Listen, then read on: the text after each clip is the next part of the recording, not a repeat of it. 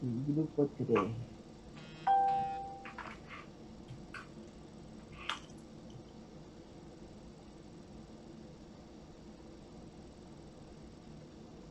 Se acaba ya el curso, ¿no?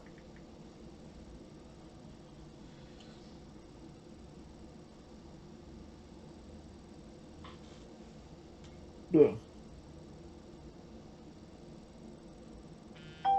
Entonces, a ver, Brian, ¿qué más van a decir? Brian,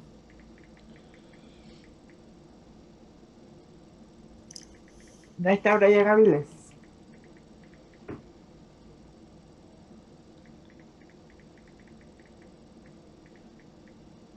Hola, hola, grupo 3. Doctora, el compañero dice que está en sala de espera. Sala de espera, no hay nadie. No tengo nadie.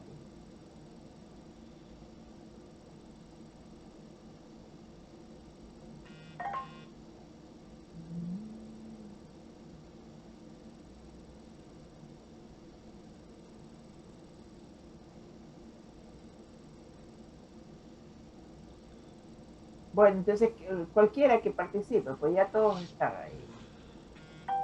Pero era que un alcance que iban a hacer, ¿no? Solamente nos dijo que indicáramos la parte clínica exactamente, porque eso era lo que nos faltaba. Y los Ya, cuadritos que están al final es de lo que dijeron que se iban a hacer al final un archivo como resumen.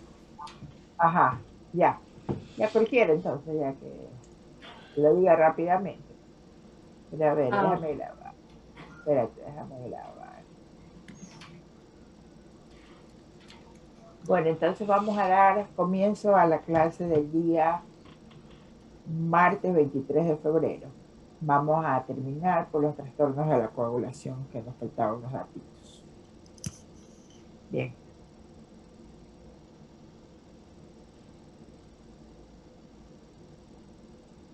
ya. A ver, bueno, entonces la hemofilia tiene, como ya vimos en la exposición pasada, de tres tipos. La hemofilia tipo A, B y C, siendo la de tipo A presentándose en el 80% de los casos y se va a ver afectada el factor de coagulación 8 y está ligada a una herencia cromosómica X. En cuanto a la de tipo B, esta va a estar afectado el factor de coagulación 9, es una herencia igualmente ligada cromosómica al factor X, y la tipo C va a ser se va a ver afectado el factor de coagulación 11. Esta va a ser de una herencia autosómica recesiva. Como lo vimos en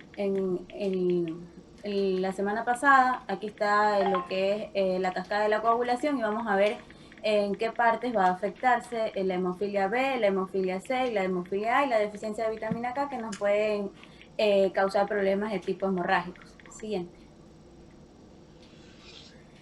Los signos de la hemofilia van a ser la aparición de los grandes hematomas en las partes del cuerpo, hemorragia en articulaciones y músculos, hemorragias espontáneas dentro del cuerpo sin razón aparente o conocida, hemorragias prolongadas a un corte o a la extracción de un diente o una cirugía y hemorragias prolongadas posterior a un accidente. En cuanto a los síntomas externos, tenemos el sangrado de la nariz sin motivo aparente, sangrados abundantes por un corte leve, moretones extensos, sangrados durante mucho tiempo tras cortarse o en una extracción limpieza dental y sangrados nuevamente después de haberse detenido. En los síntomas internos podemos observar sangre en orina, por sangrado en lo que son los riñones y la vejiga, sangre en heces fecales, por algún tipo de sangrado en lo que es en la parte intestinal o en el estómago, moretones grandes por sangrados en los músculos grandes del cuerpo. Estos pueden ser de 3 grados, leve, moderada y grave, y el diagnóstico se va a realizar tomando una muestra de sangre y midiendo el grado de la actividad del factor. Siguiente. Dependiendo del grado de actividad del factor, vamos a clasificarlo, como ya se los mencioné, en grave, moderada y leve. Cuando va a ser grave, va a estar por debajo del 1%, moderada va a ser de 1 al 5% y leve del 5 al 40%. Ya. Ahora la enfermedad de von Willebrand En cuanto a su fisiopatología, sabemos que lo que se afecta va a ser el factor propio de von Willebrand, que va a impedir la aglutinación de las plaquetas y no va a permitir formar el tampón plaquetario primario. Siguiente. Ya. En la clasificación de la enfermedad de von Willebrand la clasificamos de tipo 1, 2 y 3, siendo la de tipo 1 un déficit cuantitativo del factor del von Willebrand. El tipo 2 va a ser un déficit cualitativo que va a tener sus subtipos, tipo 2A, 2B, 2M y 2M, donde va a haber diferentes variantes. Y la de tipo 3 va a ser un déficit cuantitativo completo del factor de von Willebrand. Por eso se dice que la tipo 1 y la tipo 3 van a ser de tipo cuantitativo y la tipo 2 tanto de tipo cualitativo. Siguiente. Ya. En esta vamos a observar hemorragias mucocutáneas de intensidad variable, que estas van a ser frecuentes, periodos hemorrágicos con periodos asintomáticos, y usualmente va a ser leve en la tipo 1 y va a ser de una mayor severidad en los tipos 2 y 3. Ya. Los síntomas leves, estos se pueden presentar asintomáticos y pueden ser un sangrado excesivo por una lesión o después de una cirugía o un trabajo dental, epístasis que se detiene en 10 minutos, el sangrado menstrual abundante o prolongado, mi amor, un ratito, sangre en la orina o en las heces, tendencia a la formación de hematomas simples o abultados y hemartrosis. Los signos y síntomas menstruales, estos pueden incluir en los siguientes, que son hacer coágulos sanguíneos de más de 1 pulgada o de 2.5 centímetros del diámetro en el flujo menstrual, la necesidad de cambiar la toalla o el tampón cada hora, la necesidad de usar doble protección sanitaria para el flujo menstrual y síntomas de anemia, incluido el cansancio, fatiga o falta de aliento. En la púrpura trombocitopenia inmunológica, esta se va a presentar de los... Un ratito, por favor.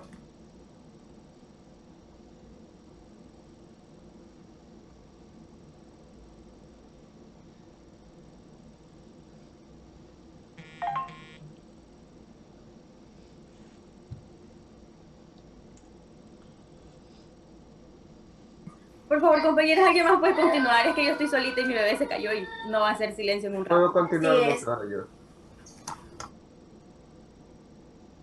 Sí. Listo. En la púrpura trombocitopénica inmunológica se presenta entre los 2 a 6 años de edad normalmente. En el 90% de las enfermedades se autolimita, pero desaparece de 3 a 6 meses si el cuadro perdura más tiempo, es que se le considera crónico o persistente.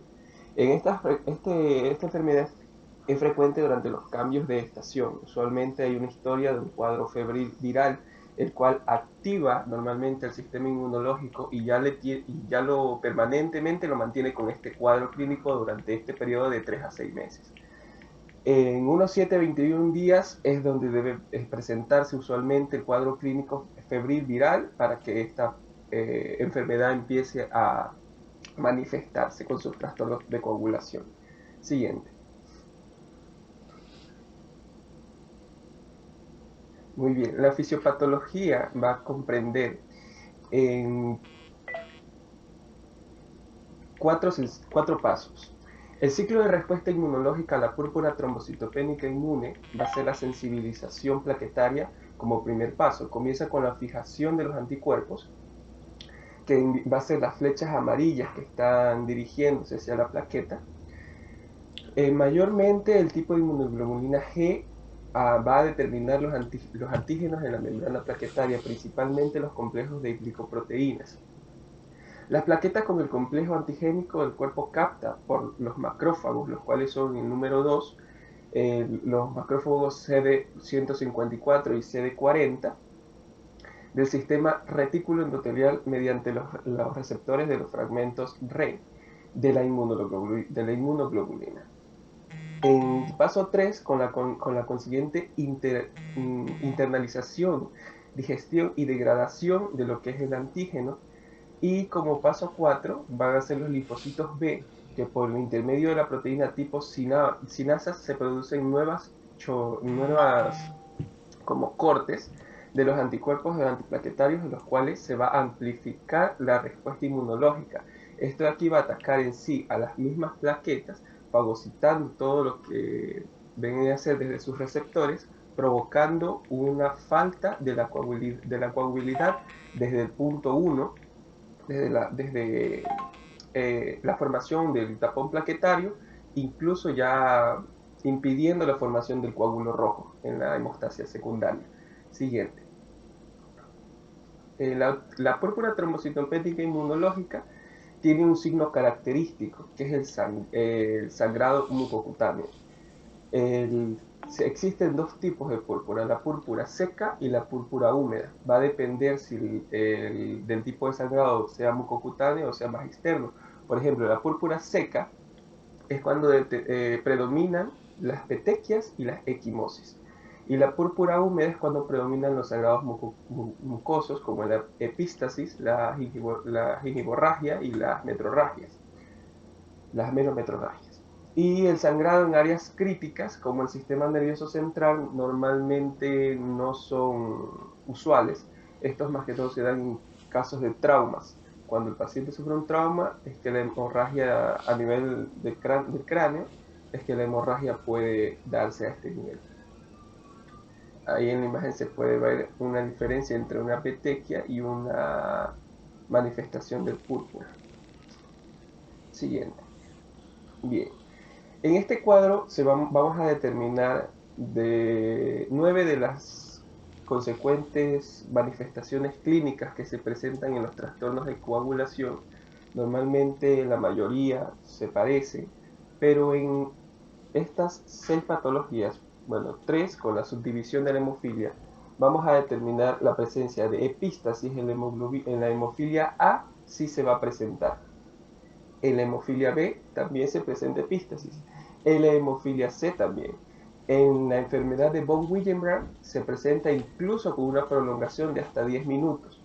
Dado el caso de que a diferencia de la hemofilia A, B y C, esta enfermedad de von Willebrand no es limitada por la compresión. Y la púrpura trombocitopénica inmunológica, realmente la epístasis es su principal síntoma. La gingivorragia se presenta en en las 3 enfermedades, con la hemofilia en sus 3 subdivisiones.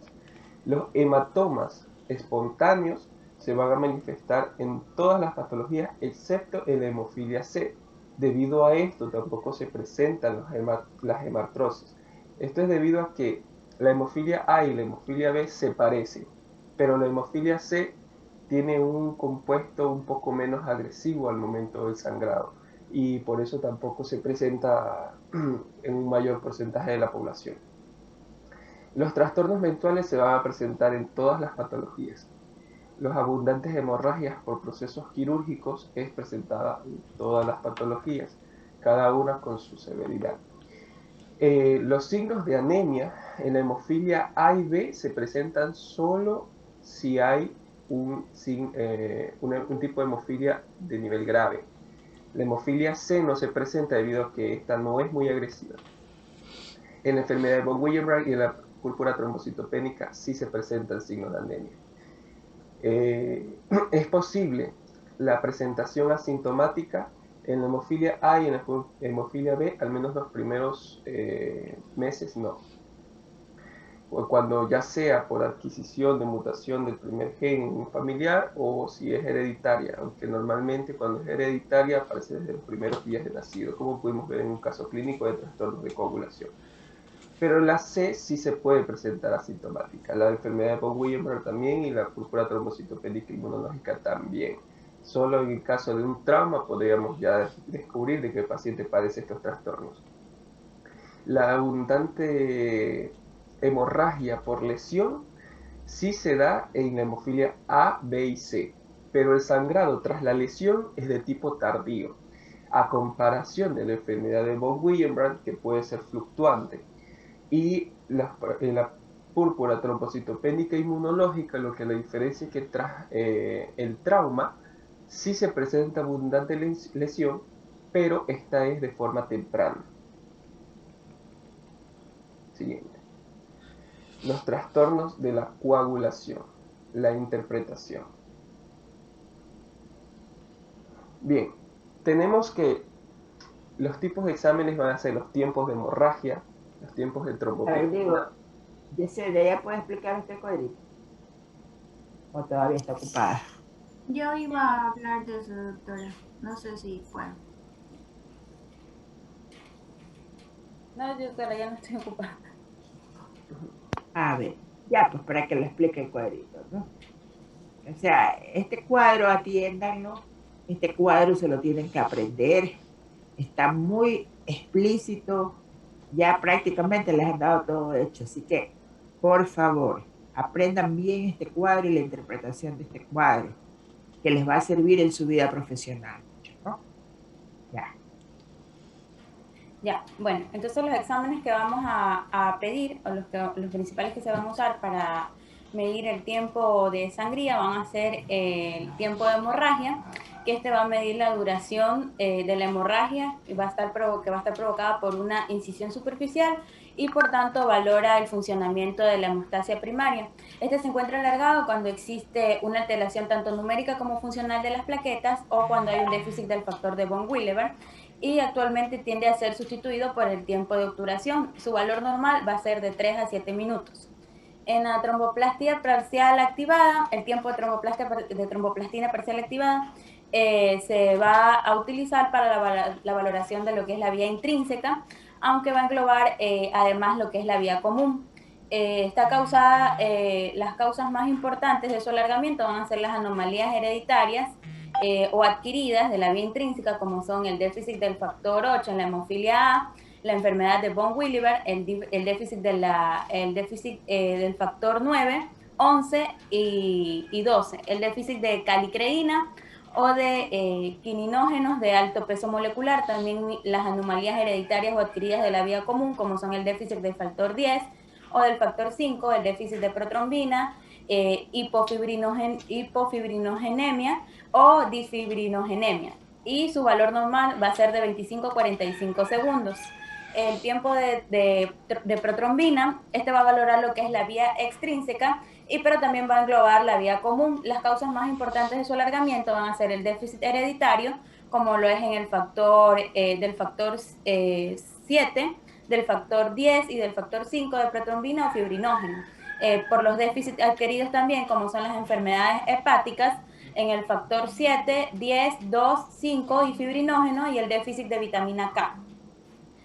También va a valorar lo que son los inhibidores de la vía extrínseca, como son los anticoagulantes circulantes y tratamientos con anticoagulantes orales, y su valor normal va a ser de 10 a 14 segundos. El tiempo de trombina va a valorar lo que es la fase final de la coagulación, la transformación del fibrinógeno en fibrina, y las causas más importantes de su alargamiento van a ser el déficit de fibrinógeno y disfibrinogenemia, la presencia de heparina, la coagulación vascular diseminada y por aumento de productos de la degradación del fibrinógeno, y su valor normal va a ser de 9 a 37 a 35 segundos. Ya. Otros exámenes que se pueden pedir también son el tiempo de reptilasa, que su valor normal va a ser, o su valor va a estar más de 10 miligramos sobre mililitros, y se encuentra alargado cuando los niveles de fibrinógeno van a estar bajos, pero no por la heparina, y van a ser útil para diferenciar en el tratamiento de trombocitopenia alargado, y es debido a la presencia de heparina. El dímero D va a estar menos de 500 nanogramos sobre mililitro y va a demostrar la presencia de productos de la degradación del fibrinógeno, y este va a aumentar los estados de hiperactivación de la coagulación, como en la coagulación vascular diseminada, en el tromboembolismo y en la hiperfibrinólisis.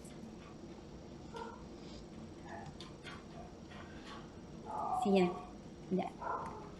La interpretación de las pruebas de coagulación. Aquí tenemos en la vía extrínseca, ¿cuál va a ser la principal para valorar? Va a ser el tiempo de protrombina.